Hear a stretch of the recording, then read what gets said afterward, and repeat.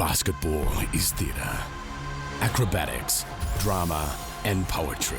Basketball is everything. That's why we've made a betting brand for basketball fans. That's better. Gamble responsibly. Buckle in, folks. It's the month of madness. Not only that, a Sydney King is now making his mark as a Washington Wizard. Hello and welcome to another massive edition of Fox Sports Lab NBA. I'm Ben Dixon, your host, and riding shotgun is Jar Morant, our two NBA experts, Jaymz Clements and Jack Heverin. Too soon, boys? Another week of Jar jokes. When is it going to end? At least he's playing this week. That's good. Well, that is a positive. And coming up, we revel in March Madness. We'll celebrate our latest Aussie in the NBA and the big calls on this weekend's big games. It's the most glorious time of year, and I say that because when college basketball in America takes centre stage, guess who gets excited? Jack Heverin, because I've never seen someone in a production meeting get so up and about. But what is so enthralling about this? Everything. Where would you like to start? College kids throw sickies and don't study for exams.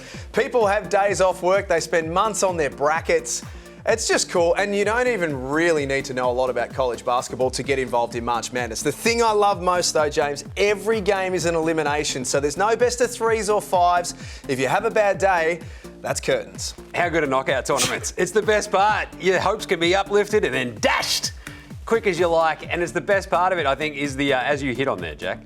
It's about having kids just not wearing a shirt for like a month straight, just, painted with the school colours. It's chaos. I absolutely love the pageantry and just the hype around March Madness each year. And as you said, you don't really have to follow college basketball that closely. You just get swept up in the madness. Well, I jumped in because you walked in with no shirt on today. You were up and about for the madness. You just had your blazer on. I'm going to ask you, Jaymz, because these college basketball tournaments, do they lift the prospects of draft hopefuls? Like, is this the go-to? It is, because look, this is basically the pointy end of what your college career will be if you are like a one-and-done prospect in the NCAA, that sort of stuff. What it does is really sort of just solidify teams' opinions of you, and it's like, oh, he stepped up on the big stage. They stepped up when it mattered. They carried their team at least to the Sweet 16 or something like that. So what it really does is sort of just at least kind of coalesce your vibes on a player more than anything else. You go, yes, they can thrive under pressure. And if someone bottles it, it's not a complete disaster. But you can actually sort of step up and sort of actually boost your draft stock as well. We saw it last year with Johnny Davis, with Wisconsin and stuff like that. The problem is, you got to be really careful if you're an NBA team when you're watching that, I think. You got to go, hang on a second. Yep.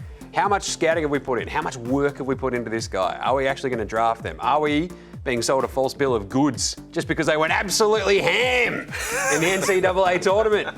Johnny Davis, I'll keep throwing him under the bus. But the thing is, you look at like the sort of the NCAA prospects coming out this year. You've got Brandon Miller, you've got Nick Smith Jr., those sorts of dudes. They can sort of help boost themselves up just that little bit, Jack. Like, I think it's not the best class this year, but it's still pretty fun to watch.